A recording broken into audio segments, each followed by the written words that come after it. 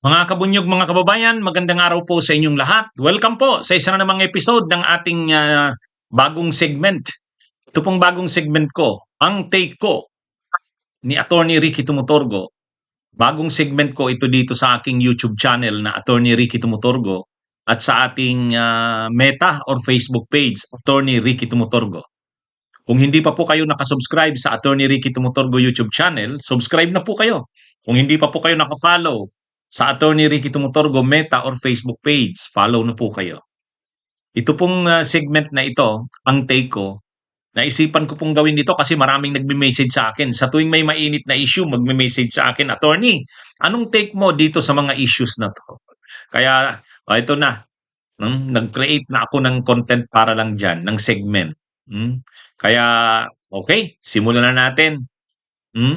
Ito ang mga bibigyan ko ng take ko. Una, nung una diniscuss ko to, sabi ko bakit walang CCTV na nagpapakita nung pagbalik ng driver? Yung driver ni Cabral, matapos niyang iwan doon sa sa tabi ng bangin sa may Cannon Road. Tapos nung nakita niyang wala ito, ayon sa kanya, bumalik siya doon sa hotel. Ba't walang pinakitang CCTV? Pero ngayon mayroon na. O yan, pag-usapan natin. Anong take ko dyan? Ito pa, hindi ito masyadong nakakuha ng atensyon kasi nga busy tayo dito sa Pasko. At saka mas mainit na issue yung mga mga anomalya sa flood control. Kaya yung pag-atake ng China sa ating mga mangisda, hindi na napabalitang masyado eh. Anong take natin diyan sa Christmas attack ng China? Dito pa, sa December 29 magbubutuhan. Magbubutuhan na ang Senado, ang Kamara yata, ganun din, tungkol sa 2026 budget. So sana si Senadora Risa at ang iba pang matitinong senador na bumuto ng no. Wag silang mag-yes diyan sa 2026 budget. Sana kung bakit, anong take ko diyan? O pag-usapan natin mamaya yan. O mga kabunyog, nung una ipinalabas yung mga CCTV, yung pag-check-in nila dating Yusek Catalina Cabral kasama yung driver. Pagkatapos yung pagpasok nila sa mga kwarto, pinakita yon. Nag-check-in sila mga alauna yata ng hapon eh. Tapos pumasok sila sa mga kwarto. Yon, mga alauna, alas 2 ganon. Tapos nung mga 2:47, lumabas ng kwarto si Yusek Cabral. Pumunta doon sa kwarto ng driver, sinundo yung driver. Nag-usap sila doon sandali, tapos lumabas na. Ang sunod nang nangyari, sumakay sila sa SUV, inihatid na doon sa yung sa bangin. O, ang sabi daw sa kanya, sabi ng driver ang sabi ng driver, nagpaalam sa kanya, ang kanyang amo, na iwan na lang muna siya doon, relax lang.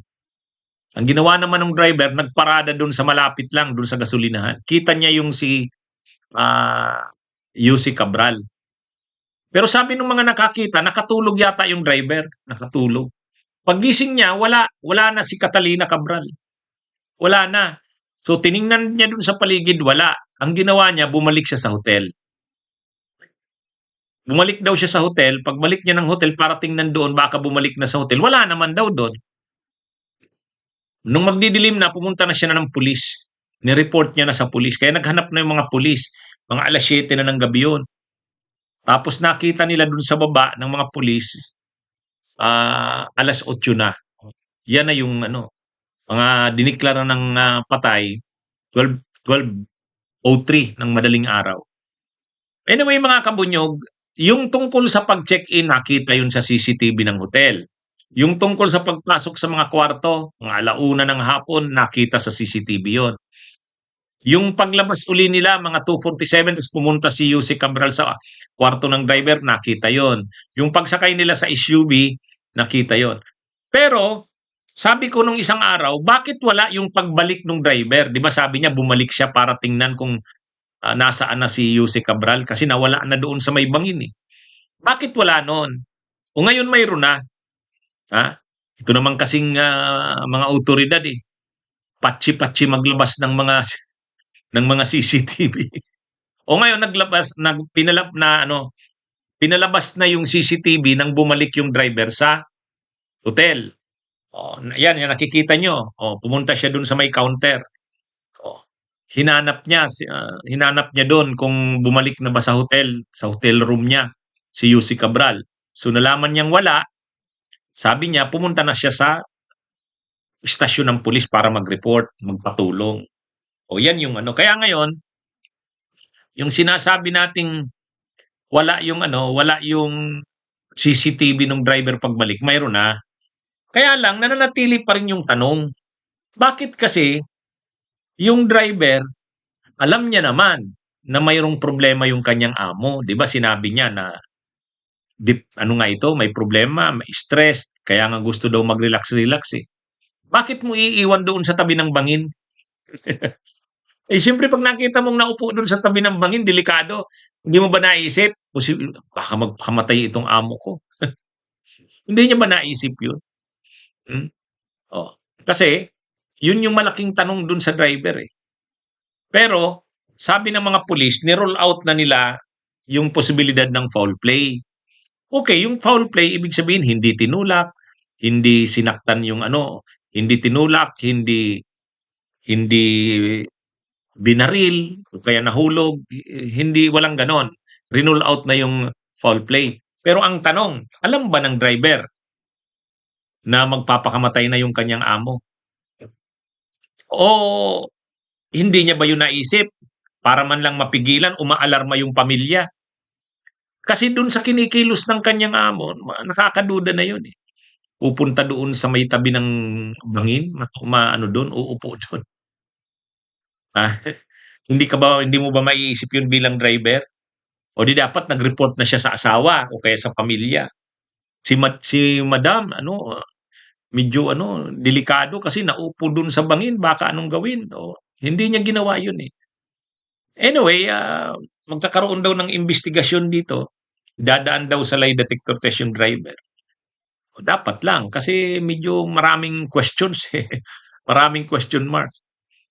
Pero yung sinasabi natin nung una na walang CCTV, yung pagbalik ng driver, mayroon na, pinakita na. So ibig sabihin, bumalik talaga siya sa hotel para tingnan.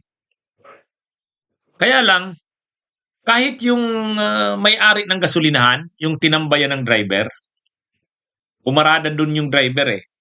Hindi naman siya nagkarga ng gasolina, pumarada lang siya dun. Malapit lang, nakikita lang yung inupuan ni Yussi Cabral.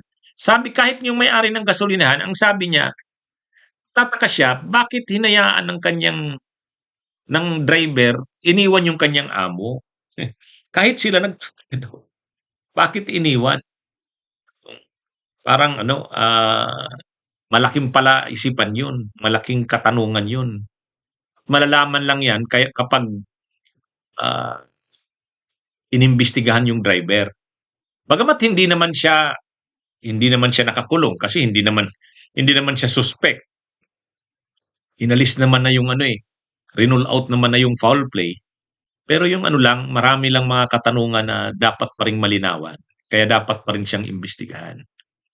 Anyway, dito tayo mga kabunyog, mga kababayan. Nitong nakaraang linggo, December 14 yata yan eh, Sunday. Marami kasing maiinit na issue, maraming maiinit na kaganapan sa ating bayan. Pero may isang malaking pangyayari na hindi masyadong nakakuha ng atensyon ng bayan, pero dapat nating ikagalit. Ang tinutukoy ko yung Christmas attack ng China sa ating mga mangingisda. Matindi yun eh. Matindi yung ginawa ng China.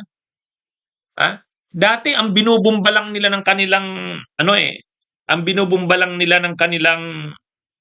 high pressure water cannon ang binubumba nila ng ganyan yung ating Coast Guard, yung ating Navy. Ngayon ang binumba na ng Chinese Coast Guard yung ating mangingisda eh. Ano namang kalaban-laban ng ating mga mangingisda? Yung sasakyan pandagat nila maliliit. Pag binumba mo yan ng high pressure water cannon, sira yan. Yun nga ang nangyari. Kaya malaki itong kalokohan itong ginawa ng China. Dapat nating labanan to. Hmm? Christmas, at ito, nangyari December 14, Linggo. Yung mga mangingisda natin, sa Escuda Shoal ito nangyari. Malapit lang ito sa Palawan, Escuda Shoal. Itong Escuda Shoal, bahagi ng ating exclusive economic zone. Kaya nga nangingisda doon ang ating mga mangingisda eh. Kasi exclusive economic zone natin yan. Ang problema itong China, Chinese Coast Guard, nag maneuver. Tapos binomba sila ng high pressure water cannon. 5 mangingisda natin ang sugatan. Ay hindi, 3. 3 mangingisda natin ang sugatan, 2 sasakyan nila, fishing boats ang nasira. Kasi imagine mo yung fishing boats natin, mahihina naman yung ating fishing boats. Bumbahin mo ng high pressure water cannon. Ito, ang pagkakaiba nito, dati ang ginagamitan lang nila niyang mga water cannons na yan ng China, ng Chinese Coast Guard, mga yung Coast Guard din natin, kaya yung ating Navy ngayon mangingisda na natin. Ay, di ba ang laking diyan? Ang laking yan? At ang laking kalokohan tong ginagawang ito ng China. Exclusive economic zone natin. Nangingisda lang naman yung ating mga mangingisda. At saka atin naman yan. Tayo yung may fishing rights dyan. Exclusive economic zone. Kaya ito mga kabunyog, mga kababayan, nagpahayag na ng pagkundina nito ang ating gobyerno. Sa katunayan, may magandang development kasi nagbubuo ng alyansa sa Kamara, sa Kongreso. Ano pa man ang political ideology mo, ano pa mang political block ka, ano pa man ang kulay mo, ang nakita natin doon magkakasama sila Congressman Percy Sindanya ng Akbayan, si Laila de Lima ng Mamamayang Liberal Party List, tapos si Congressman Chel Jokno ng Akbayan, si Congresswoman, si Representative Sara Ilago ng Makabayan Black, si Congressman Benny Abante, tapos si Commodore J. Tariela, yun. May picture sila, nakita natin, ang gandang tingnan. So nagsasama-sama na sila, ang hindi lang kasama siyempre yung mga kampo ng Duterte. Yun, hindi kasama yung kampo ng Duterte. Pero ito, si Abante siyempre galing yan sa mayorya, ibig sabihin sa administrasyon yan. Kasama. Tapos yung Coast Guard, si Tariela, yung Akbayan Party List, sila Chel Jokno at saka si Percy Sindanya, Laila de Lima ng ML Party List, saka si Sara Ilago ng Makabayan Black. Ayun, may picture sila, ang gandang tingnan. Nagsama-sama sila para labanan itong ginagawang ito ng China. Dapat tayo ring mamamayan, suportahan natin ang mga ginagawang ito na paglaban sa pang-aabusong ito ng China. Grabe, abusado na ito. Imagine niyo gamitan yung mangingisda natin ng high pressure water cannons. Nasugatan yung 3 nating mangingisda, injured. At nasira yung 2 fishing boats.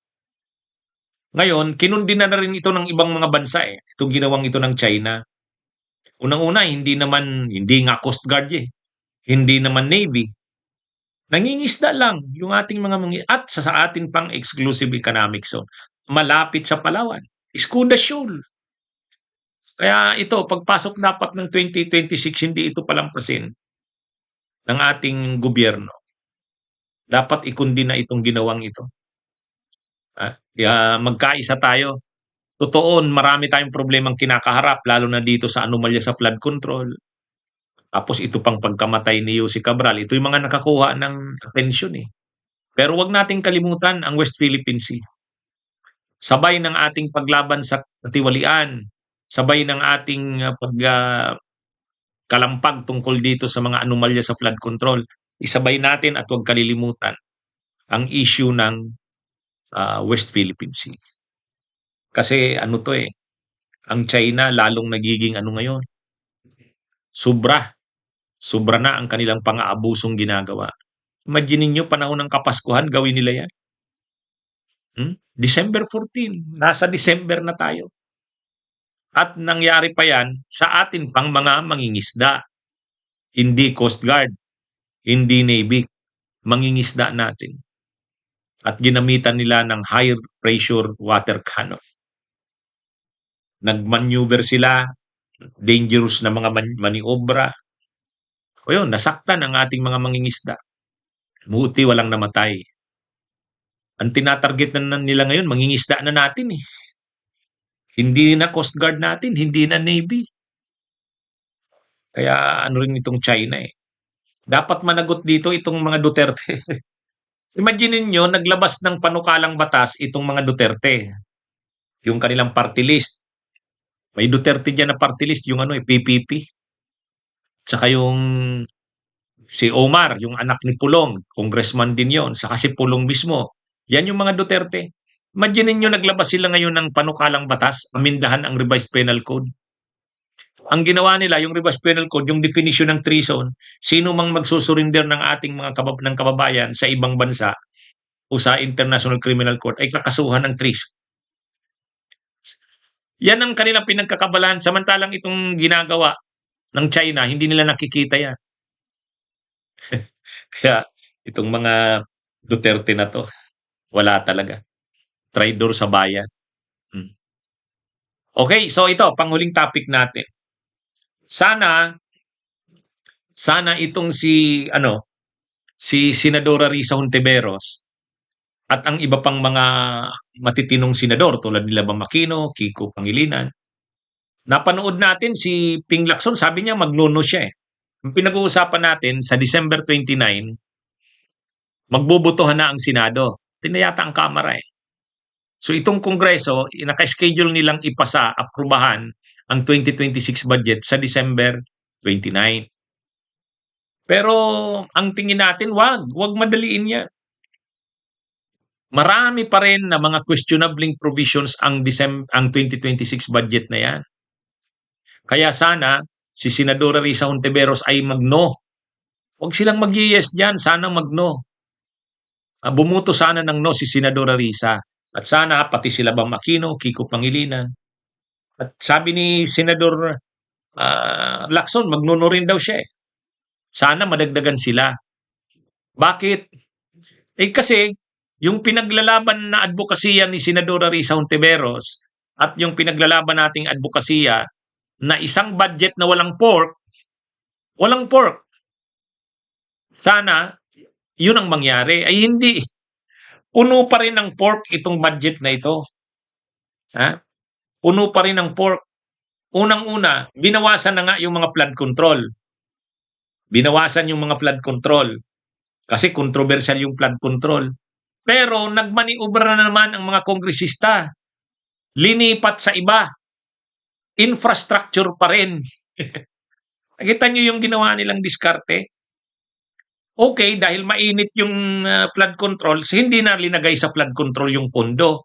Pero infra pa rin. So pag sinabi mong infra, may SOP pa rin, may kickback pa rin dyan kasi infra yan eh. Halimbawa, yung malaking pondo linipat, farm to market roads naman ang label. Farm to market roads. Magkano yon? 33 billion. Linagay sa farm to market roads. Kumbaga inalis sa flood control, linagay sa DA.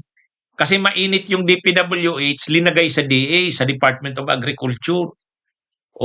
Pero farm to market roads. Matindi talaga tong mga kongresistang to. Matindi.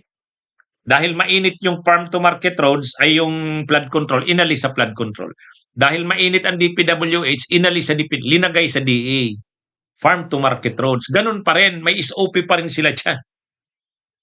At yung budget ng DPWH, binawas na ng Senado yung 54 billion, binalik pa rin. May tinapyas pero 20 billion lang. Yung malaking bahagi, binalik. Bakit? Ayaw ng mga kongresista. Ang gusto ng mga kongresista, tuloy pa rin yung kanilang mga proyekto na yun. Ay, kinuntra na yan nila Senador Tito Soto, kaya nga sabi, ay nila Senador Lacson. Kaya nga sabi ni Ping Lacson, hindi ako boboto dyan. Sa ginawa na yan, tinapyas na natin tapos ibabalik na naman. Yan. Aside dyan, yung confidential intelligence funds, ang laki pa rin, 11 billion. 11 billion pa rin ang confidential and intelligence funds. Dapat ang confidential and intelligence funds dun lang sa mga PNP, AFP, National Security Council, yung mga intelligence talaga ang trabaho. Pero yung mga civilian na mga ahensya, opisina, wag na. Parang katulad yan ni Sara, DepEd, bibigyan mo ng confidential funds. Ah? OBP, Office of the Vice President, bibigyan mo na confidential. Ngayon, mayroon pa rin. 11 billion ang confidential and intelligence funds. Ang laki pa rin yan. At ang isa pa, yung mga ayuda. Oh, halimbawa yung MAIF, yung MAIF grabe, 51 billion. Yung AX 63 billion. Ay di ba napakalaking kontrobersya na yan nung panahong speaker pa si Romualdez? Ang laki nung tupad, nung MAIF, yung AX, ngayon linakihan palalo. Dati 30 billion lang yung MAIF na yan, ngayon 51 billion. O imagine niyo yan. Kumbaga ito, pork barrel sa ayuda. Pork barrel sa ayuda. Kaya, yung pork barrel, hindi lang naman infra yan eh. Kahit naman sa ayuda, may pork barrel. O naglagay ng 51 billion. MAIF. Tapos, AX, 63.9 billion. O pork barrel sa ayuda yan. Ang dapat, di ba, para hindi makontrol ng mga politiko yung mga MAIF na yan, mga ayuda na yan, iligay na lang yan sa PhilHealth, ilagay na lang yan sa mga hospitals ng DOH, ilagay na lang yan sa mga hospitals ng LGU para hindi nalalapit ang mga taong nangangailangan sa mga congressman. Kasi ang nangyayari dito, itong MAIF saka itong AX, hawak yan ng mga kongresista eh. So kung nangangailangan ka, lalapit ka sa congressman, hawak ka sa liig, patronage politics na naman. Ito yung mga dapat mabago. Oh, ito yung mga dapat mabago. At yung unprogrammed appropriations, isa pa ito. 243 billion ang unprogrammed appropriations ngayon. Sana ito yung mga baguhin ni PBBM. Sana sabihan niya ang Kongreso na ibibito ko 'yan. Oh. Kaya para ipakita nila Senadora Risa Hontiveros para makarating sa presidente ang mensahe na ayusin pa itong budget na to kasi marami pang butas. Ha? Sana bumoto ng no, sila Senadora Risa sa 29. Ha? Di bali sabi nga ni Senador Ping Lacson, di bali matagal-tagalan ang pagkapasa ng budget. Mas mabuti na yan kaysa sa ipilit na ipasayan ng maraming butas. Di ba? Kaya tama yun. Tama yun. Sana wag magbumoto ng yes si Senadora Risa para makarating sa presidente na maraming isasaayos sa budget na yan. Maraming isasaayos. Ang unprogrammed appropriations, 243 billion. Nakita naman natin kung paano inabuso yung mga unprogrammed na yan, unprogrammed appropriations. Hindi naman totoong para yan sa mga kalamidad. Infrastructure pa rin yan. Kaya sana, at saka wag madaliin din ng presidente. Oh. Kasi ang sasabihin na naman ng presidente niya, pagdating ng panahon na may mga problema na naman yung budget niya, sabihin niya, hindi niya yan nakita. Hindi niya yan napag-aralan. Hindi niya alam yan. Hindi na pwede yun. Marami na tayong pinagdaanan. Yung 2024 budget, 2025 budget, puno ng anomalya. Oh. Ngayon, ito na namang 2026 budget, nandyan pa rin. Kailangang isaayos pa rin. Kaya dapat sila Senadora Risa ay magno dyan. Abangan natin sa December 29. Okay, mga kabunyog, mga kababayan, magandang araw sa inyong lahat.